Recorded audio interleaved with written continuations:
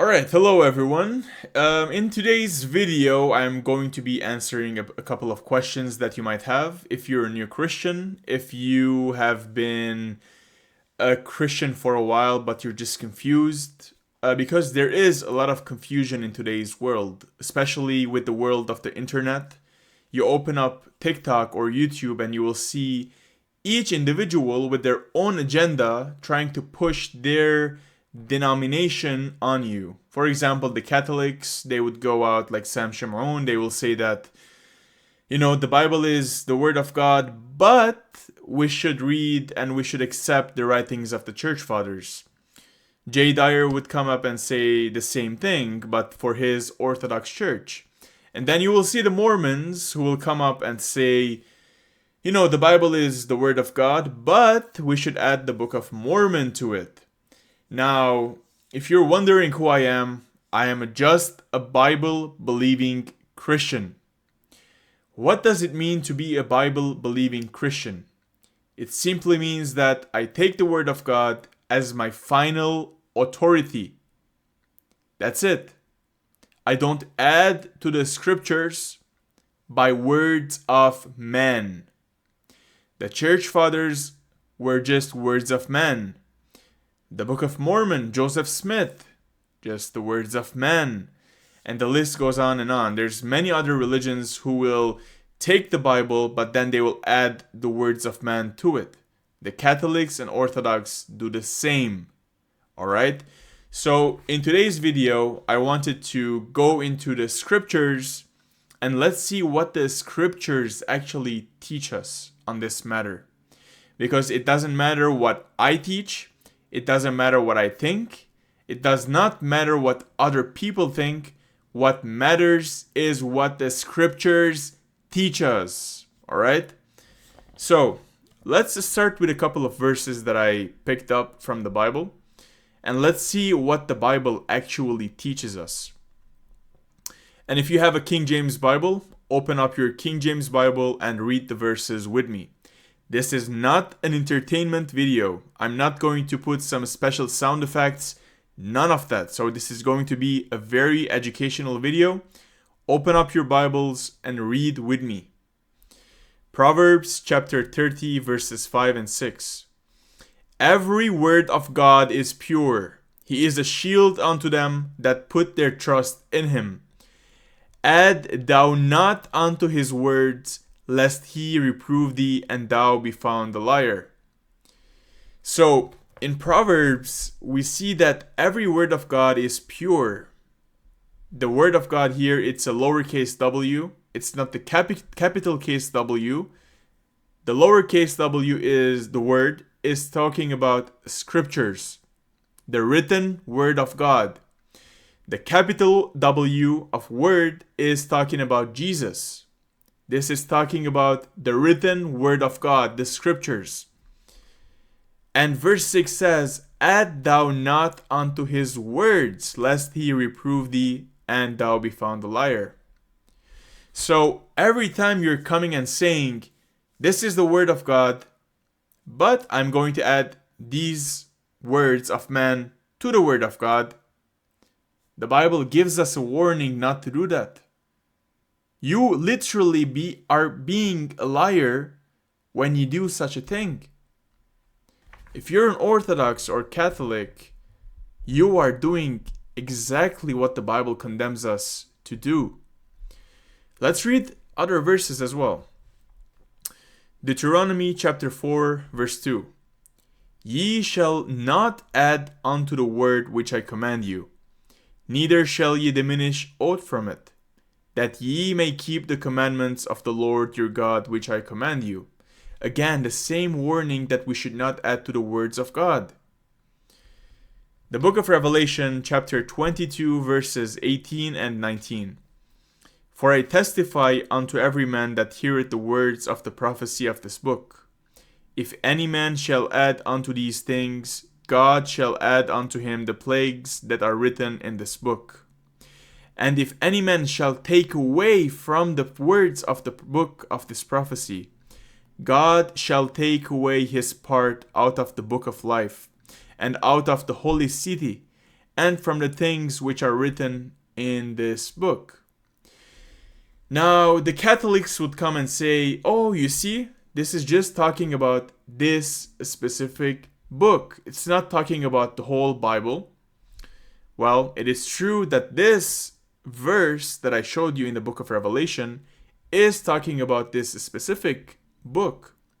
But the other ones that I gave and still going to give is talking about the Bible as a whole, the scriptures as a whole, not just one specific book. And the funny thing is, there was a time that the Roman Catholic Church removed the book of Revelation. I kid you not. Even they went against what the Bible teaches for this specific book as well. They took it away. Now let's continue. Deuteronomy chapter 12, verse 32. What things soever I command you, observe to do it. Thou shalt not add thereto, nor diminish from it. Again, we should not add to the scriptures, and we should not take away from the scriptures. And, this verse also goes to the Bible-only Protestants out there, some of the people, who follow the new versions of the Bible, which take away from the Word of God.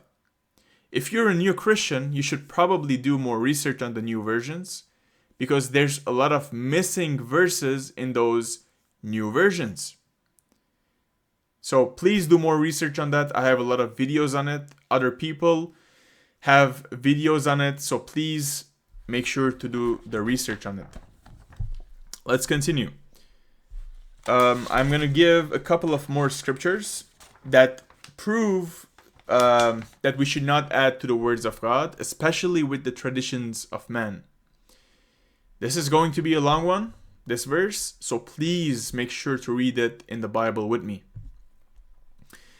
Matthew chapter 15 verses 1 to 9. Then came to Jesus scribes and Pharisees, which were of Jerusalem, saying, Why do thy disciples transgress the tradition of the elders? For they wash not their hands when they eat bread. But he answered and said unto them, Why do ye also transgress the commandments of God by your traditions? By your tradition. This is exactly what the Catholics do. They add their tradition of man and they elevate it above the scripture. Jesus would rebuke you if they saw what you were doing. Let's continue. For God commanded, saying, Honor thy father and mother, and he that curseth father or mother, let him die the death. But ye say, Whosoever shall say to his father or his mother, It is a gift by whatsoever thou mightest be profited by me, and honor not his father or his mother, he shall be free.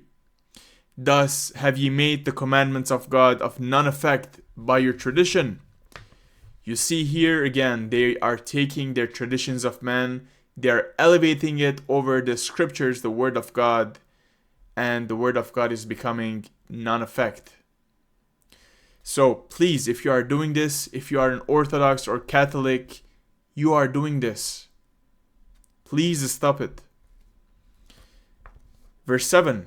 Ye hypocrites, well did Isaiah prophesy of you, saying, This people draweth nigh unto me with their mouth, and honoreth me with their lips, but their heart is far from me.